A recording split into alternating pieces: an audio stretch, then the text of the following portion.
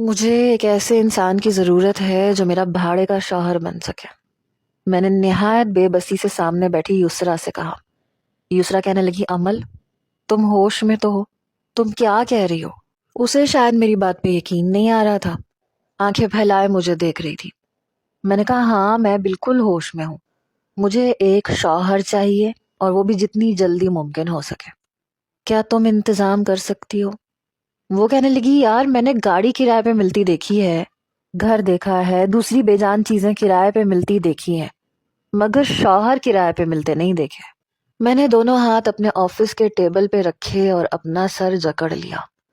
میرے پاس بس ایک ہفتہ ہے، خدا کے لیے یسرا کسی ایسے لڑکے کا انتظام کر دو جو میرا وقتی شوہر بن جائے اور صرف مجھ سے 2 مہینے کے لیے شادی کر لے، کیونکہ لندن سے داجی آ رہا ہے اور میں نے ان سے جھوٹ بولا تھا کہ میں شادی کر چکی ہوں۔ وہ 2 مہینے یہاں رہنے آ رہا ہے۔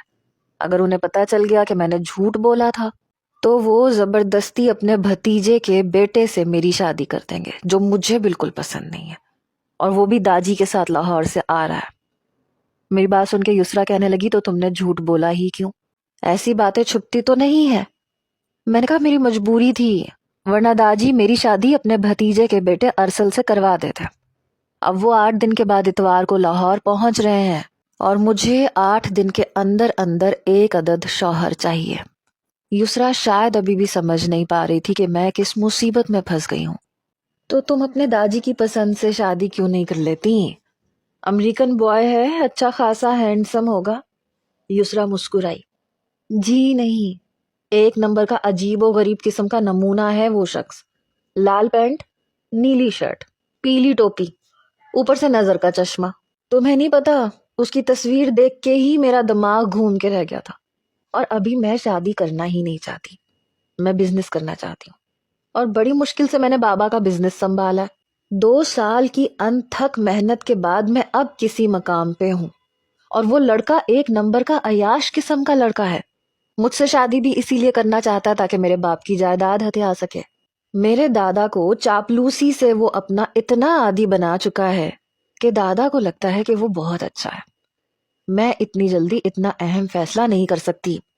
شادی ایک بہت بڑا ڈیسیژن ہوتا ہے، اور میں چاہتی ہوں کہ میں یہ سوچ سمجھ کے فیصلہ کروں۔ لیکن فی الحال جو کچھ میں داجی سے کہہ چکی ہوں، انہیں کہیں نہ کہیں لگتا ہے کہ میں نے ان سے جھوٹ بولا ہے، اور مجھے ان کے سامنے یہ سب سچ ثابت کرنا ہے۔ تم پلیز میری مدد کر دو۔ دیکھو، مجھے موٹا پتلا چھوٹا کالا گورا بڑا کوئی بھی چلے گا۔ 2 مہینے گزر جائیں، بس ایک بار داجی نے واپس جانا ہی جانا ہے۔ جیسے ہی وہ جائیں گے میں اس شخص کی چھٹی کر دوں گی، اور پھر داجی 2-3 سال لندن میں ہی رہیں گے۔ اس دوران میں کسی اچھے انسان کو ڈھونڈ لوں گی۔ یسرا کہنے لگی، او تو یہ بات ہے۔ ٹھیک ہے، میں کوشش کرتی ہوں کہ تمہاری شرطوں پہ کوئی مان جائے۔ کوشش نہیں کرنی، تم نے ڈھونڈنا ہے۔ پیسوں کی فکر مت کرو، میں اسے 15-20 لاکھ تک دے سکتی ہوں۔ یسرا کافی پی کے جا چکی تھی۔ میں بے حد پریشان تھی کہ آنے والی مصیبت سے کیسے چھٹکارا حاصل کروں۔ میرے والدین نہیں تھے، چچا جوانی میں ہی امریکہ جا بسے تھے، اور داجی چند سال پہلے ہی چچا کے پاس امریکہ گئے تھے۔ وہیں ان کی ہارٹ سرجری ہوئی۔ مجھ سے بہت کہا کہ میں بھی امریکہ چلی جاؤں، لیکن میں نے انکار کر دیا۔ مجھے اپنے باپ کی کمپنی کو سنبھالنا تھا۔ میں کیسے اپنے باپ کی محنت کو رائیگاں کر کے چچا کے ٹکڑوں پہ پلنے چلی جاتی؟ ابھی یسرا کو گئے ہوئے بس 2 گھنٹے ہوئے تھے جب مجھے اس کی کال آئی۔ کہنے لگی، تمہارا کام ہو گیا۔ میں نے حیرت سے کہا، اتنی جلدی؟ وہ کہنے لگی، ہاں، بس ابھی کے ابھی ڈولمن مال آ جاؤ، اور ہاں، فوڈ کورٹ میں آنا، لڑکا میرے سامنے بیٹھا ہوا ہے۔ ساری بات چیت بھی ہو گئی ہے۔ میں نے کہا، اچھا، تو کیا پاکستان نے اتنی ترقی بھی کر لی ہے؟ ڈولمن مال میں کرائے کے شوہر بھی ملنے لگے ہیں؟ مجھے سمجھ نہیں آ رہا تھا کہ اسے شاپنگ کرتے کرتے لڑکا مل بھی گیا۔ امل، تمہیں کرائے کا شوہر چاہیے یا نہیں؟ یسرا نے 2 ٹوک انداز میں پوچھا۔ میں نے کہا، ہاں چاہیے۔ کہنے لگی، تو جلدی پہنچو۔ میں نے اپنا موبائل پرس میں ڈالا اور اپنے کمرے سے باہر آئی۔ مینیجر سے کہا کہ وہ آفس کے کام سنبھالے، میں ابھی آتی ہوں۔ اپنی گاڑی میں بیٹھ کے میں ڈولمن مال پہنچ گئی، وہاں کے فوڈ کورٹ میں گئی۔ तो एक टेबल पे युसरा के साथ एक नौजवान बैठा था। देखने में खासा हैंडसम था। मैं युसरा के पास आई तो मुझे देख के युसरा के चेहरे पे मुस्कुराहट फैली। आओ आओ अमल, ये हैं जरियाब। मैं युसरा के बराबर वाली कुर्सी पे बैठ गई। उस लड़के ने ब्लू कलर का यूनिफॉर्म सा पहन रखा था। मैंने कहा, आप कौन है? मैंने सवाल उस नौजवान से पूछा था और जवाब मुझे युसरा ने दिया। अमल, जरियाब ने इंजीनियरिंग की है। ये बेचारा 2 साल से नौकरी के लिए मारा मारा फिर रहा है। इसे नौकरी नहीं मिल रही, मजबूरन यहाँ फूड कोर्ट में जॉब कर रहा है। अगर तुम इसे जॉब दे दो और 5 लाख दे दो तो ये तुम्हारा किराए का शौहर बनने को तैयार है।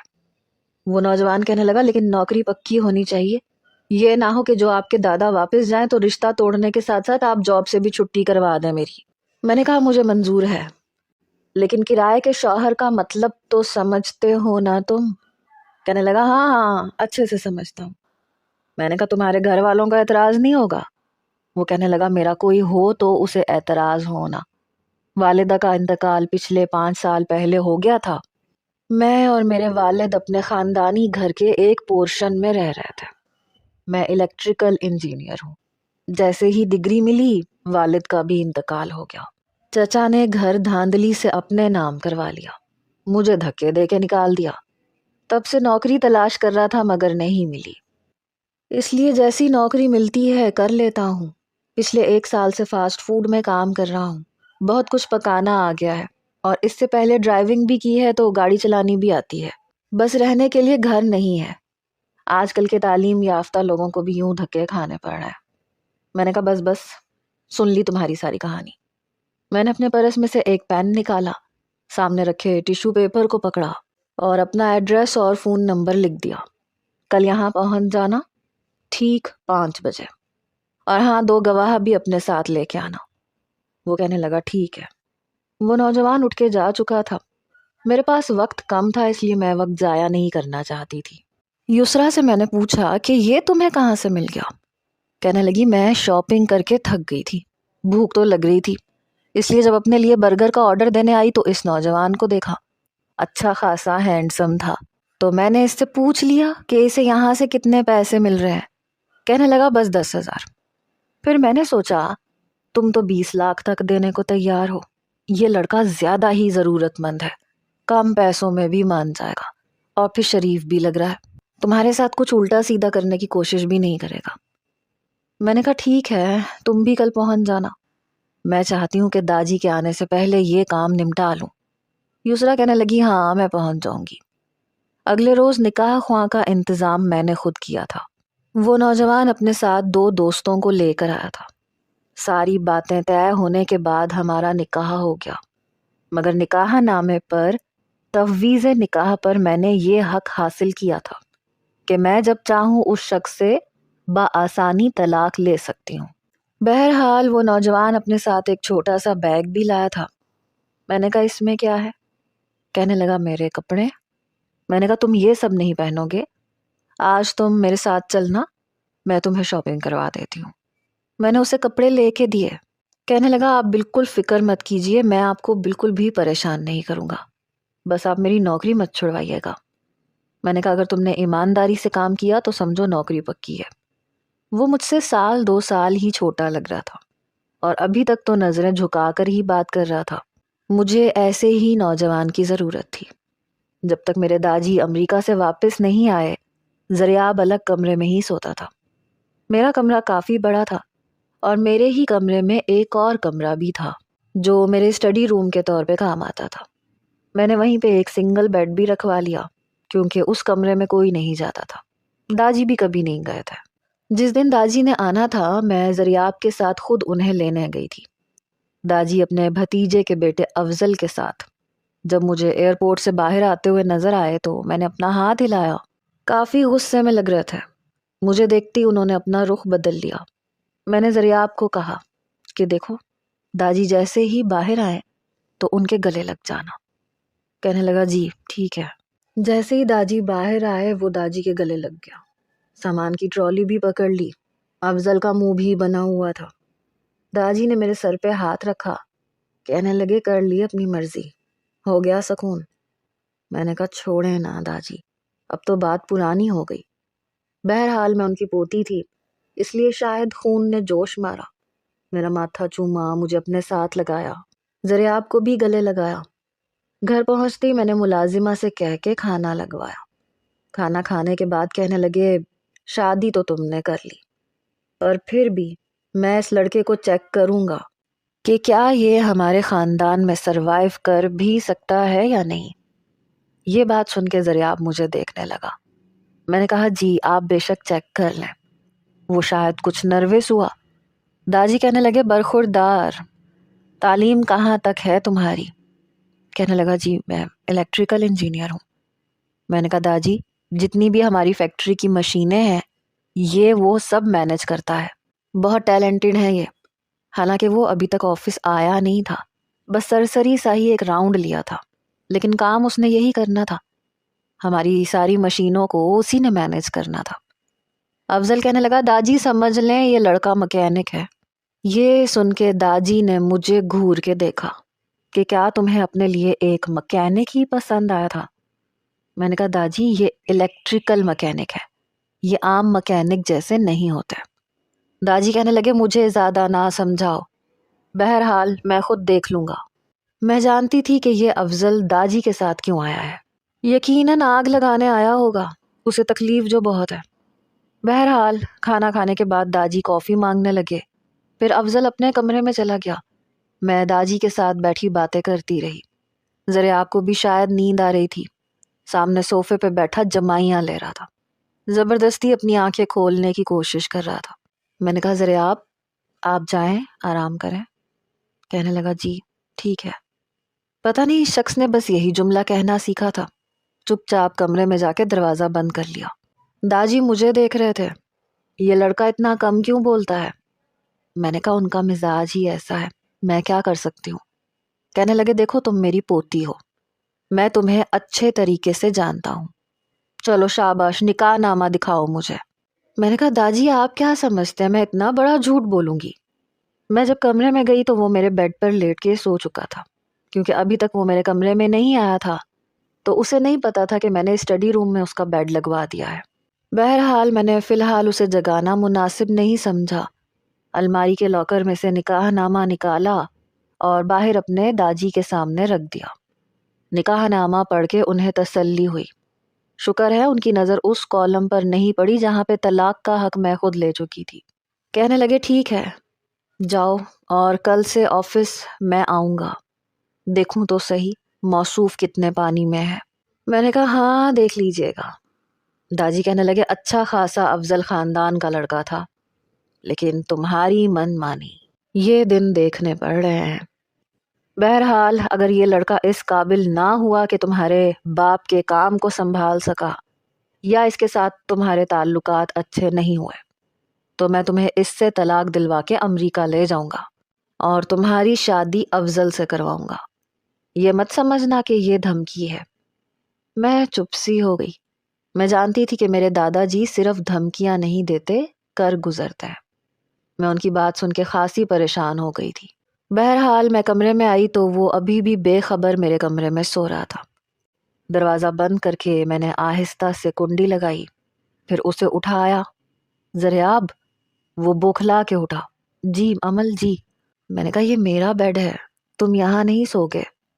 کہنے لگا پھر میں کیا زمین پہ سو جاؤں؟ میں نے کہا نہیں نہیں ادھر آؤ تم۔ میرے اس طرح کہنے پہ وہ کھڑا ہو گیا۔ میں نے اسٹڈی روم کا دروازہ کھولا، وہاں ایک سنگل بیڈ اور پنکھا تھا۔ میں نے کہا تم یہاں پہ سو گے؟ کہنے لگا جی ٹھیک ہے جی جیسے آپ کہیں۔ بڑی شرافت سے وہ جا کے بیڈ پہ لیٹ کے سو گیا۔ میں نے دروازہ بند کیا اور خود اپنے بیڈ پہ آ کے سو گئی۔ اگلی صبح ناشتے کے بعد ہم لوگ آفس چلے گئے۔ دادا جان اس کا پورا انٹرویو لیتے رہے اور وہ بڑے اعتماد سے انہیں جواب بھی دے رہا تھا، لیکن دادا جان کے ساتھ افضل بھی موجود تھا جو بار بار کسی نہ کسی بات پہ کیڑے نکال رہا تھا۔ بہرحال وہ شخص کافی تیز اور شاطر قسم کا تھا۔ وہ یہ ثابت کرنا چاہتا تھا کہ میرے لیے زریاب ٹھیک نہیں ہے۔ جب ہم آفس سے واپس آئے تو اگلا فیصلہ داجی کا سن کے میرے ہوش اڑ گئے تھے۔ وہ کہنے لگے جب تم نے شادی اپنی پسند سے کی ہے اور تمہیں لگتا ہے کہ یہ لڑکا تمہارا آفس तुम्हारे बाप का काम संभाल सकता है तो आज के बाद तुम ऑफिस नहीं जाओगी। ये सुन के मैंने कहा कि ये कैसे मुमकिन है, अभी मेरी शादी को इतना वक्त तो नहीं हुआ, मुझे नहीं लगता कि ज़रियाब अकेला संभाल सकता है। दादी कहने लगे क्यों नहीं संभाल सकता, यही तो इसका इम्तिहान है। मैं देखना चाहता हूँ कि ये अकेला कितने पानी में है। यकीनन ये भी अफजल की लगाई हुई आग थी। वो खुद परेशान था, मेरी तरफ देख रहा था। मैंने उसे इशारा किया कि ठीक है। कहने लगा कोई बात नहीं दादी, मैं अकेला भी सब संभाल लूंगा, आप क्यों फिक्र करते हैं। मैंने तो कई बार अमल से कहा है कि वो सब कुछ मुझ पे छोड़ दें। दादी कहने लगे ठीक है, और हाँ तुम मेरी बेटी से लड़ते तो नहीं हो। वो कहने लगा नहीं नहीं, मैं क्यों लड़ने लगा, हमारी तो मोहब्बत की शादी है। दादी कहने लगे ठीक है। वो काफ़ी थक चुके थे, इसलिए खाना खाने के बाद वो अपने कमरे में चले गए। ज़रियाब सोफे पे ही बैठा था। मैंने मुलाजिमा से सब कुछ संभालने के लिए कहा। वो टेबल साफ करके जा चुकी थी। तभी ज़रियाब कहने लगा बात सुने अमल। मैंने कहा बोलो क्या काम है। कहने लगा मैं ये सब कुछ कैसे करूँगा, मुझे तो इतना कुछ पता भी नहीं है। मैंने कहा मैं हूं ना, तुम बस फ़ोन पे मुझसे राब्ता रखना, मैं तुम्हें सब कुछ समझाती जाऊंगी। अभी हम दोनों बात कर ही रहे थे जब अफजल के कमरे का दरवाज़ा खुला। मेरे तो माथे पे बल पड़ गए। उसे देखते ही मुझे गुस्सा आने लगता था। हम दोनों को ही देख रहा था, वही नीले रंग की पैंट, पीली शर्ट, मशकूक आंखें जिसमें हर वक्त शक ही नजर आता था। उसे देखकर मैं ज़रियाब के कुछ करीब होके बैठ गई। उसकी नज़र शायद अफजल पे नहीं पड़ी थी। मैंने उसका हाथ पकड़ लिया तो वो अचंभे में आया। ये देखकर अफजल अपने कमरे में चला गया और जोर से दरवाज़ा बंद किया। जैसे ही दरवाज़ा बंद हुआ मैंने उसका हाथ छोड़ दिया। मैंने कहा इस कमीने को तो मैं छोड़ूंगी नहीं, ये हमारी जासूसी करने की कोशिश करता है। कहने लगा एक बात कहूँ आपसे। मैंने कहा हाँ कहो। कहने लगा आप मेरे करीब मत आया करें। उसकी ये बात सुन के मैं कुछ खिसक के पीछे हट के बैठी। मैंने कहा मुझे भी कोई शौक नहीं है, वो मैं मजबूरी में आई थी। कहने लगा कोशिश किया करें मजबूरी में भी ना आया करें। मैंने कहा क्या मतलब है तुम्हारा। वो नजरें चुराने लगा, क्योंकि देखे जो भी है लेकिन मैं हूं तो इंसान ही, और फिर एक मर्द भी हूं, तो जी समझा करें कुछ कुछ होता है। उसकी बात ने मेरे दिमाग की घंटी बजाई थी। मैंने कहा ये जो कुछ कुछ होता है ना, इसको अपने अंदर से खत्म कर दो तो बेहतर है। जाहिर सी बात है अपने दादा के सामने मुझे ऐसे ही नजर आना है जैसे तुम मेरे शौहर हो, इसलिए ये अपने कुछ कुछ होते को ना अपने अंदर तक रखो। चलो जाओ जाके सो, मैं सख्त लहजे में बोली। वो चुपचाप अंदर चला गया और जाके अपने स्टडी रूम में लेट गया। वक्त यूं ही गुजरने लगा। 8-10 दिन गुजर गए। फोन पर मुझे उसे सारा कुछ बताना पड़ता था, ऐसे करना है, ये बात करनी है, ये नहीं करनी। कुछ वो खुद भी काम को समझने लगा था। मैं घर में फारिग होती थी, इसलिए मैं कुकिंग खुद करने लगी। रात को खाने पे दादी कहने लगे अमल ये बताओ कि ज़रियाब को खाने में क्या पसंद है। ये सुनकर मैं हैरत से उन्हें देखने लगी। मैंने कहा क्या मतलब है आपका। कहने लगे तुम्हारा शौहर है और फिर मोहब्बत की शादी हुई है, तो उसकी पसंद नापसंद तो पता होगी ना तुम्हें। मैंने ज़रियाब की तरफ देखा तो वो खुद परेशान लग रहा था। दादी कहने लगे उसकी तरफ क्या देख रही हो, मेरी तरफ देखो। इससे मैं इसकी पसंद और नापसंद पूछ चुका हूँ, तो यकीनन तुम्हें तो लाजमी पता होगा कि इसे खाने में क्या पसंद है। मैं तो बुरे तरीके से फंसी। मैंने कहा बिरयानी, क्योंकि ज़्यादातर लोगों को बिरयानी ही पसंद होती थी। लेकिन ज़रियाब ने नफ़ी में सर हिलाया। मैंने फ़ौरन से कहा नहीं बिरयानी तो मुझे पसंद है, इसे पुलाव पसंद है। वो ज़रा सा मुस्कुराया। मैं समझ गई कि मैंने ठीक बताया है। फिर दादी कहने लगे अच्छा इसे कलर कौन सा पसंद है। वो अपनी शर्ट का कॉलर पकड़ने लगा। मैं समझ गई। मैंने कहा ब्लैक कलर। बड़े अच्छे तरीके से उसने मुझे गाइड किया। दादी पता नहीं क्यों शक भरी नज़रों से हम दोनों को देखते थे। कहने लगे मैंने कभी तुम लोगों को एक साथ बैठे और बातें करते नहीं देखा। मैंने कहा आप जल्दी सो जाते हैं ना, अफजल से पूछें, हम तो लाउंज में ही बैठ के बातें करते हैं एक दूसरे से। अफजल कहने लगा मैं कोई जासूस थोड़ी हूँ जो देखता फिरूं।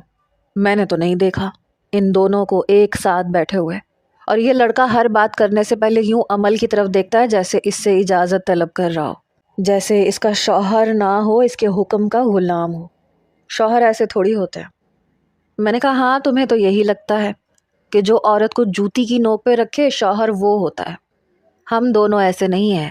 ذریعہ بہت اچھے ہیں اور ہم دونوں ایک دوسرے کے ساتھ دوست کی طرح رہتے ہیں، مالک اور نوکر کی طرح نہیں رہتے۔ وہ کہنے لگا دادا جی زبان سنی ہے آپ نے اپنی پوتی کی؟ داجی کہنے لگے افضل چپ کرو۔ وہ کہنے لگا داجی میں آپ پہ یہ ثابت کر کے دکھاؤں گا کہ یہ دونوں میاں بیوی نہیں ہے۔ میاں بیوی کی بات ہی اور ہوتی ہے، انہیں دیکھ کر لگتا ہے کہ وہ میاں بیوی ہیں۔ آپ کی پوتی آپ کو بہت بڑا دھوکہ دے رہی ہے۔ اس کی بات سن کر میں بری طرح سے گھبرائی تھی، رنگ ذرے آپ کا بھی اڑا تھا۔ داجی کہنے لگے پہلے تم ثابت کرنا پھر بات کرنا، اور اگر تم سچے ہوئے تو میں کھڑے کھڑے اس لڑکے کو بولوں گا کہ عمل کو طلاق دے اور تمہاری شادی اس سے کروا دوں گا، لیکن بنا ثبوت کے مجھ سے آج کے بعد بات مت کرنا۔ وہ کہنے لگا میں آپ کو ثبوت بھی دے دوں گا، آپ بھی اپنی بات پہ قائم رہیے گا۔ دادا جی کہنے لگے ٹھیک ہے، میں بھی اپنی زبان پہ قائم رہوں گا۔ جب ہم کمرے میں آئے تو ہم دونوں بے حد پریشان تھے۔ ذریعہ کہنے لگا اب تو یہ بات بات پہ موقع ڈھونڈے گا، اس نے تو معاملہ ہی سارا بڑا مشکل کر دیا۔ میں نے کہا یہ تو ہے۔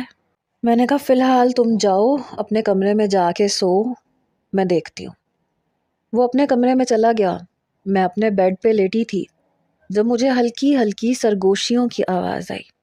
یوں بھی سردیوں کا موسم تھا، پنکھے بند تھے، اس لیے میرے کانوں میں جب یہ گونجا کہ آئیں آئیں داجی اپنی آنکھوں سے دیکھیں، آپ کی پوتی الگ سوتی ہے، اس کا شوہر اس کے ساتھ بیڈ پہ نہیں سوتا، میں نے تو پہلے ہی کہا تھا۔ یہ سن کے میری جان نکلی۔ میں نے دیکھا تو میری کھڑکی کے آگے سے پردہ ہٹا ہوا تھا، اور اگر میں پردہ سیدھا کرتی تو شک ہو جاتا۔ میں تو بہت بری پھنسی۔ میں جلدی سے اٹھ کے جب اسٹڈی روم میں گئی تو وہاں بیڈ پہ کوئی نہیں تھا، وہ شاید واش روم میں نہا رہا تھا۔ کیا مصیبت ہے، میں نے جلدی سے دروازہ کھٹکھٹایا۔ کہنے لگا کیا ہے؟ میں نے کہا کیا کر رہے ہو تم، باہر آؤ، بہت بڑی مصیبت ہو گئی ہے۔ کہنے لگا نہا رہا ہوں میں نے کہا ذریعہ باہر آؤ۔ کہنے لگا دیکھیں میں ایسے باہر نہیں آ سکتا، میں اس کنڈیشن میں نہیں ہوں۔ میں حد درجہ پریشان تھی۔ میں نے کہا تم جس کنڈیشن میں بھی ہو تم باہر آؤ۔ جب وہ باہر آیا تو ٹاول گاؤن لپیٹا ہوا تھا۔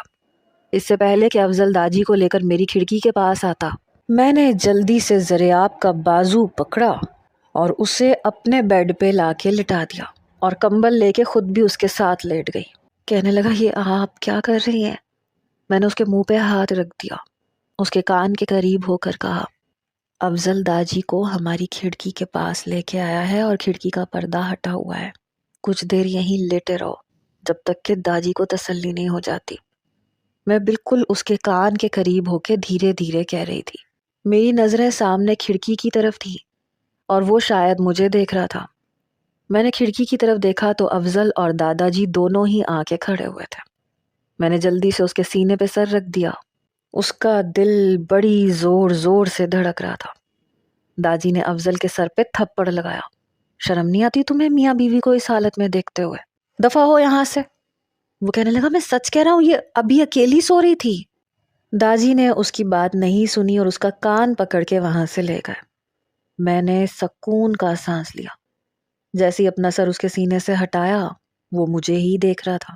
میں نے کہا شکر ہے سب کچھ ٹھیک ہو گیا، اچھا اب تم جاؤ۔ میرا یہ کہنا تھا کہ اس نے بازو سے پکڑ کے مجھے اپنی جانب کھینچا۔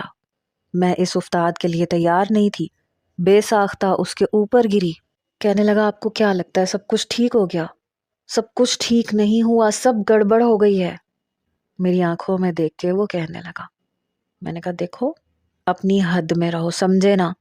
کہنے لگا آپ بہت بڑا کڑا امتحان لے رہی ہیں مجھ سے۔ میں نے کہا اٹھ کے اپنے کمرے میں جاؤ بدتمیز انسان۔ وہ اٹھ کے کھڑا ہو گیا۔ کہنے لگا دیکھیں میں یہ ناٹک نہیں کر سکتا۔ یہ سن کے میرے ہوش اڑے۔ میں نے کہا کیوں نہیں کر سکتے؟ کہنے لگا بس مجھ سے نہیں ہوتا، بار بار قریب آتی ہو، کبھی ہاتھ پکڑتی ہو، کبھی ساتھ لگ جاتی ہو، اور آج تو میں انسان ہوں، پتھر کا تھوڑی ہوں۔ یہ کہہ کے نظریں چرا رہا تھا۔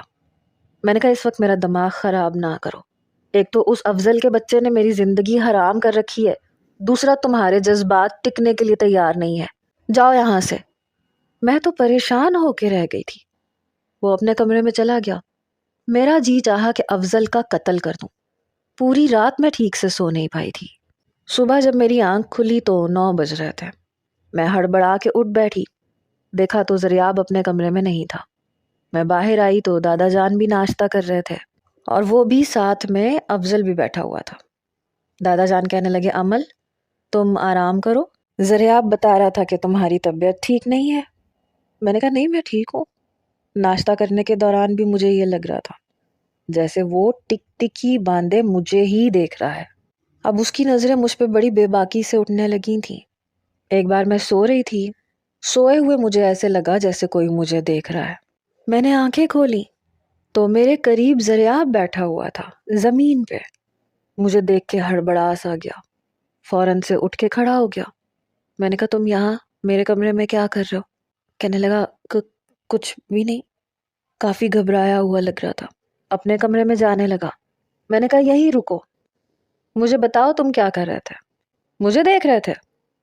کہنے لگا دیکھ تو سکتا ہوں نا، دیکھنے پہ تو کوئی پابندی نہیں لگی اور کچھ اجازت تو مجھے نکاح نے بھی دی ہے۔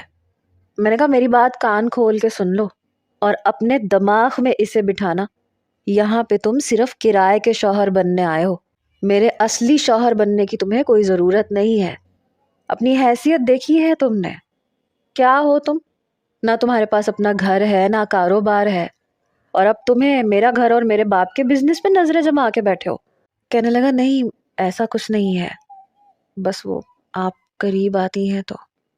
میں نے کہا خواہ مخواہ کے بہانے مت بناؤ، تمہاری نظر میرے باپ کے بنے بنائے بزنس پہ ہے، رہنے کے لیے تمہیں بنگلہ مل رہا ہے اور بات کر رہے ہو جذبات کی۔ مجھے تو تمہارے قریب آتے ہوئے ایسا کچھ نہیں ہوتا، اپنی حیثیت کو نہ بھولو تو زیادہ بہتر ہے۔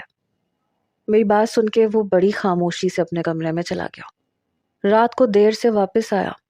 جب کمرے میں آیا تو میں نے کہا کہاں گئے تھے؟ تو کہنے لگا آپ کو اس سے کیا مطلب؟ میں جہاں مرضی جاؤں، جو مرضی کروں۔ میں نے کہا کیا مطلب ہے تمہارا؟ دادا جی تمہارے بارے میں پوچھ رہے تھے۔ کہنے لگا تو کہہ دینا تھا دوستوں میں گیا ہوا ہوں۔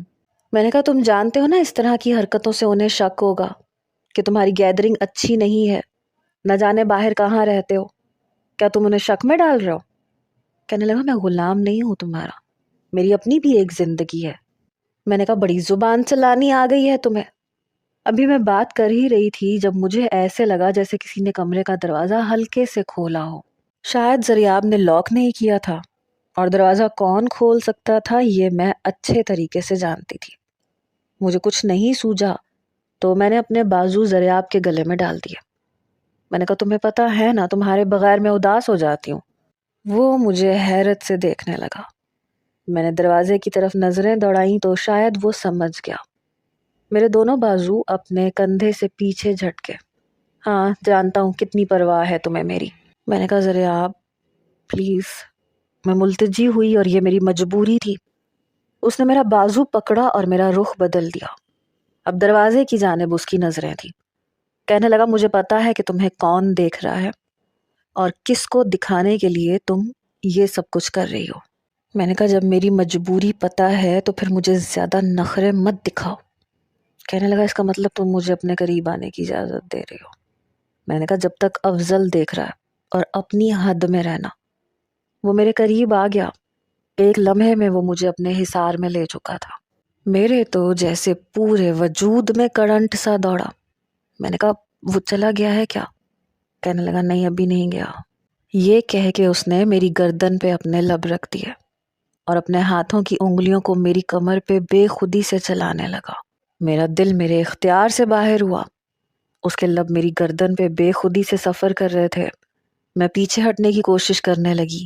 وہ خمار آلود لہجے میں کہنے لگا وہ دیکھ رہا ہے۔ یہ کہتے ہوئے اس نے میرا کیچر کھول دیا۔ میرے ہونٹوں کو اپنی دسترس میں لے کر وہ بے خود سا ہو چکا تھا، میرے پیچھے ہٹنے کی کوشش کو روک چکا تھا۔ میں پیچھے ہٹتی تو کہتا کیا کر رہی ہو، دیکھ رہا ہے وہ، کم آن روکو مت مجھے۔ کیا کیا گستاخیاں اس نے نہیں کی۔ اس کی قربت اور بے خودی کو دیکھ کے میں خود پہ سے اختیار کھونے لگی۔ پتہ ہی نہیں چلا جب میں بھی اس میں کھونے لگی، مگر جیسے ہی میرے ہاتھ اس کی کمر پہ بے خودی سے چلے وہ فوراً پیچھے ہٹ گیا۔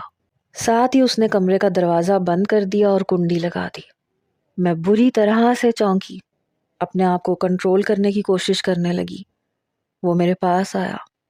کیا ہوا امل جی؟ برداشت نہیں ہو رہا؟ میں نظریں چرا گئی۔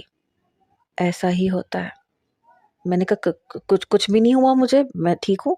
وہ مسکرانے لگا۔ ہاں مجھے پتا ہے کتنی ٹھیک ہو تم۔ تمہارا دل میرے ہی پہلو میں دھڑک رہا تھا، کتنی زور سے دھڑک رہا تھا، سنائی دے رہا تھا مجھے، کیسے تم مجھ میں کھو رہی تھی، نظر آ رہا تھا مجھے۔ میں نے کہا شٹ اپ، تم میرے ساتھ یہ سب کچھ کرو گے تو ظاہر ہے پتھر تو نہیں ہوں نا، میں بھی انسان ہوں۔ وہ کہنے لگا یہی بتانا چاہتا تھا میں بھی تمہیں، کہ میرے ساتھ بھی ایسا ہی ہوتا ہے جب تم میرے قریب آتی ہو۔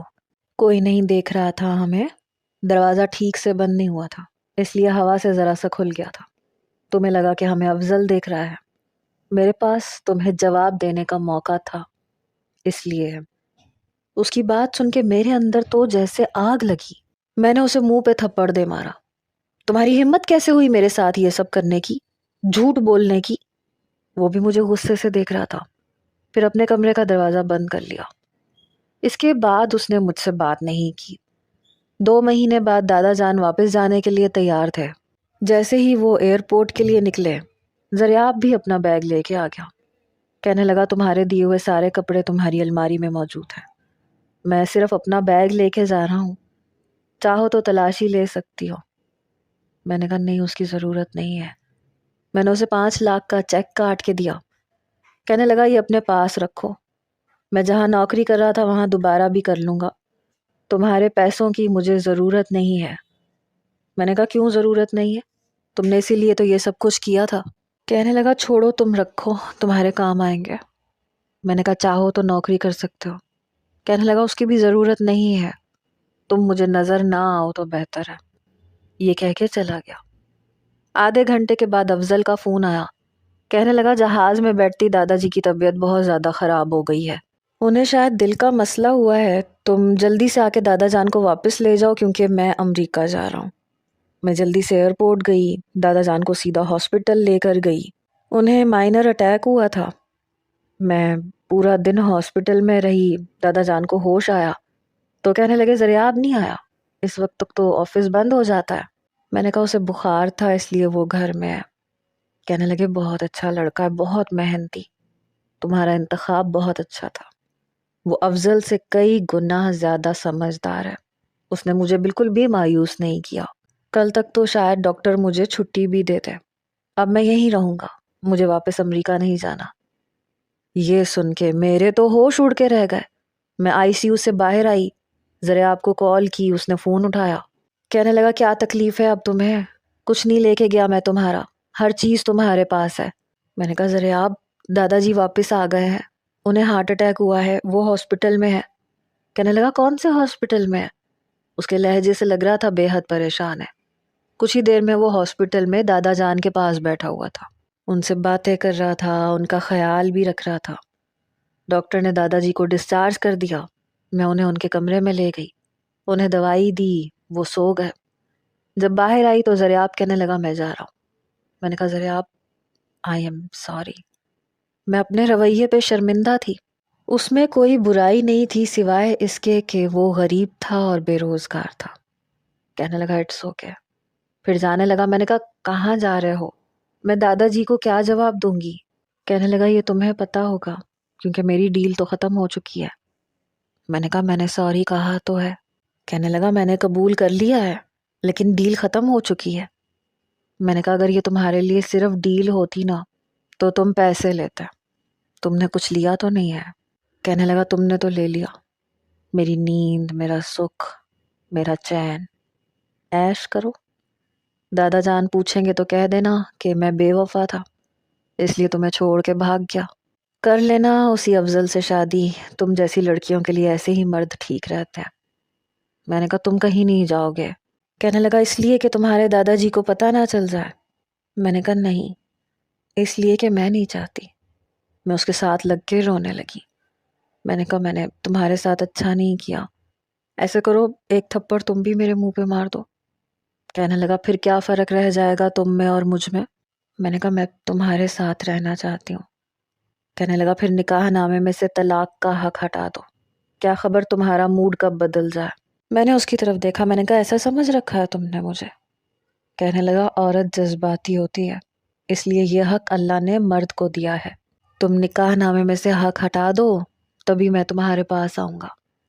میں نے نکاح نامے سے وہ حق ہٹا دیا جو اللہ نے عورت کو دیا ہی نہیں ہے، لیکن ہمارے قانون کے مطابق نکاح نامے میں لکھا جاتا ہے۔